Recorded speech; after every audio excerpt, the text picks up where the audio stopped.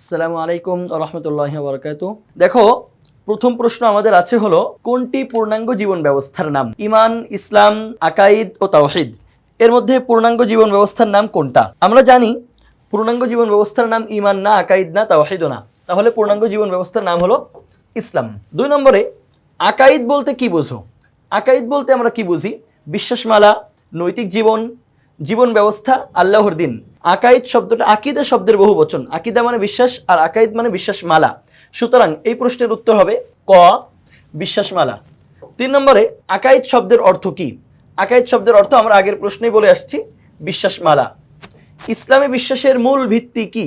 ইসলামী মূল বিশ্বাসের মূল ভিত্তি হলো ইহসান, সুন্নাহ, আকাইদ, ঈমান।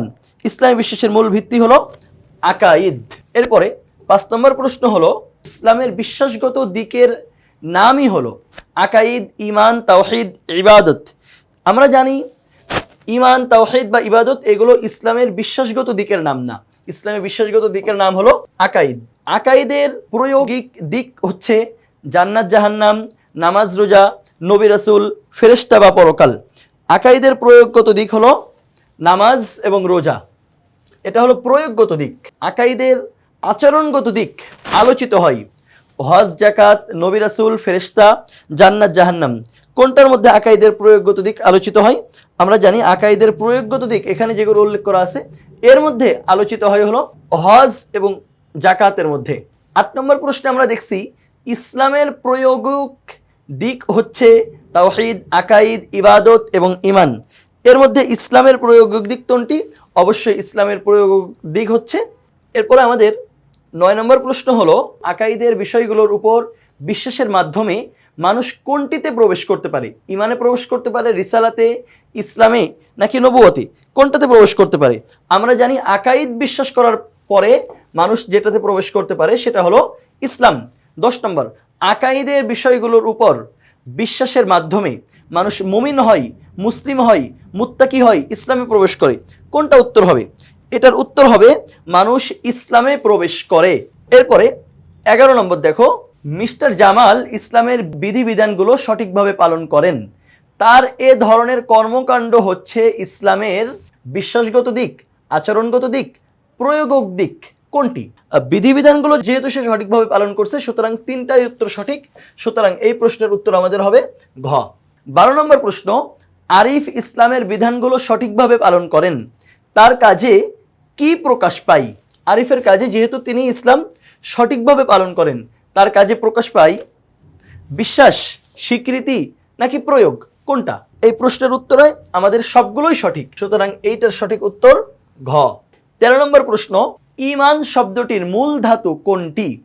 আমানাতুন, ইমাতাতুন, আমাতুন নাকি আমনুন? আমরা জানি ঈমান শব্দের মূল ধাতু হলো আমনুন। ঈমান শব্দটি এসেছে যে ক্রিয়ামূল থেকে, সেই ক্রিয়ামূল কি? উত্তর একই, আমনুন। এরপরে 15 নম্বরে আমরা যাই, ঈমান শব্দের অর্থ কি? ঈমান শব্দের অর্থ আনুগত্য করা, বিশ্বাস করা, শাস্তিকে ভয় করা, একত্ববাদ। ঈমান শব্দের অর্থ হলো বিশ্বাস করা, কারণ ঈমান মানে বিশ্বাস, এটা তো আমরা সবাই জানি।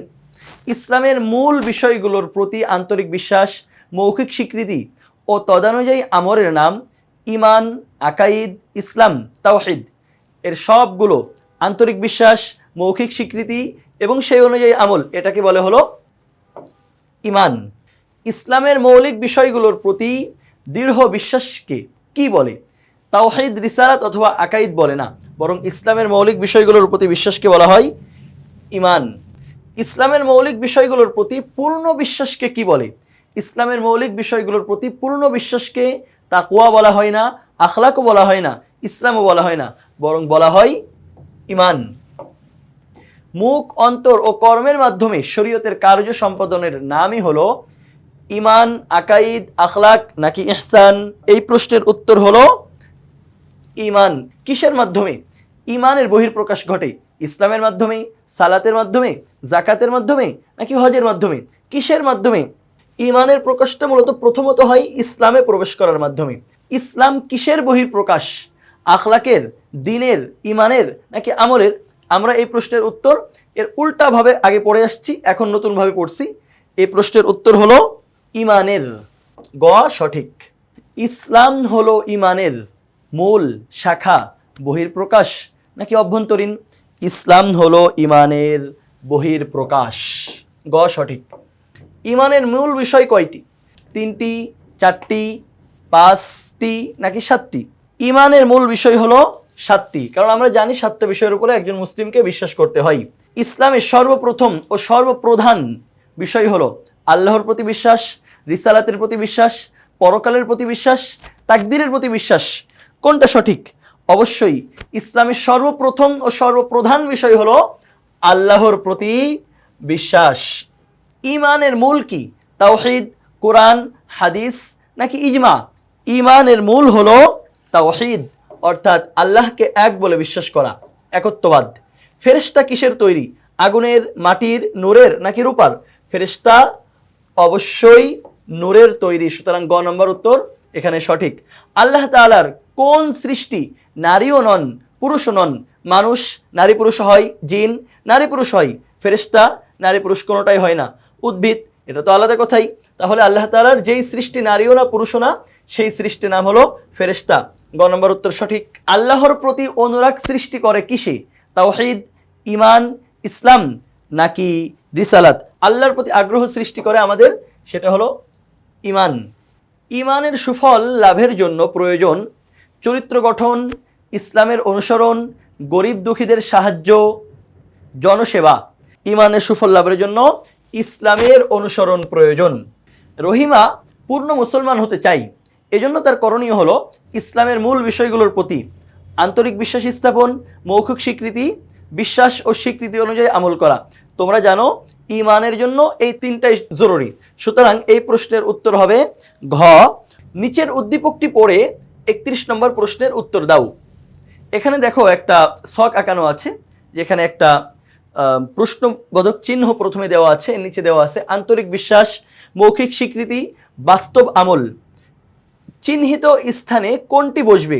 আকাইদ, আকাইদের সমন্বিত রূপ তো এই 3টা না, ইসলামের সমন্বিত রূপ এই 3টা না, সালাতের সমন্বিত রূপ এই 3টা না, তাহলে এই 3টা সমন্বিত রূপ কোনটা? ইমান। নিচের উদ্দীপকটি পড়ে 32 ও 33 নম্বর প্রশ্নের উত্তর দাও। জায়েদ শুক্রবারে ইমাম সাহেবের বক্তব্যে পরকালের শান্তি ও শাস্তির কথা শুনে প্রতিজ্ঞাবদ্ধ হয়ে সৎ কাজে আত্মনিয়োগ করল। প্রশ্ন নম্বর 1, জায়েদকে কি বলা যায়? মুমিন ও মুত্তাকি, মুসলিম ও মুজাহিদ, মুত্তাকি ও মুজাহিদ, মুমিন ও মুহাদ্দিস। তুমি দেখো মুজাহিদ মানে যে জিহাদ করে, এখানে জিহাদের কোনো কথা নাই। মুজাহিদ এখানেও আছে, সুতরাং এখানে জিহাদের কোনো কথা নাই, এই দুইটা হওয়ার কোনো সম্ভাবনা নাই। মুহাদ্দিস যিনি হাদিসের পণ্ডিত, এখানে হাদিসের পণ্ডিত হওয়ার কোনো সম্ভাবনা নাই, সুতরাং এই 3টা সঠিক হওয়ার কোনো সম্ভাবনা নাই। এটার উত্তর সঠিক হবে ক, মুমিন ও মুত্তাকি।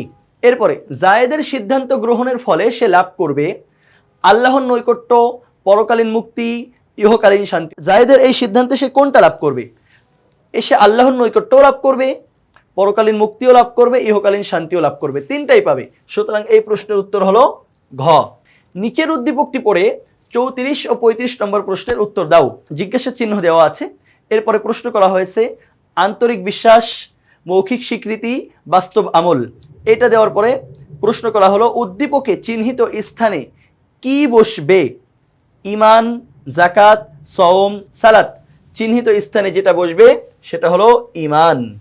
ছকচিত্রের মূল বিষয়ের সাথে ইসলামের সম্পর্ক হলো একে অপরের পরিপূরক, গাছের মূল ও শাখা প্রশাখার ন্যায় দা কুমড়ার সম্পর্ক। তো দা কুমড়ার সম্পর্ক বলা হয় হলো যেটার সাথে যার খুবই দূরবর্তী সম্পর্ক, কিন্তু এখানে তো দূরবর্তী সম্পর্কের কোনো কারণ নাই, বরং এই দুইটা একটা আরেকটার পরিপূরক। সুতরাং এখানে উত্তর হবে 1 এবং 2 সঠিক, ক নম্বরে দেওয়া আছে 1 আর 2, সুতরাং এখানে সঠিক উত্তর হলো ক।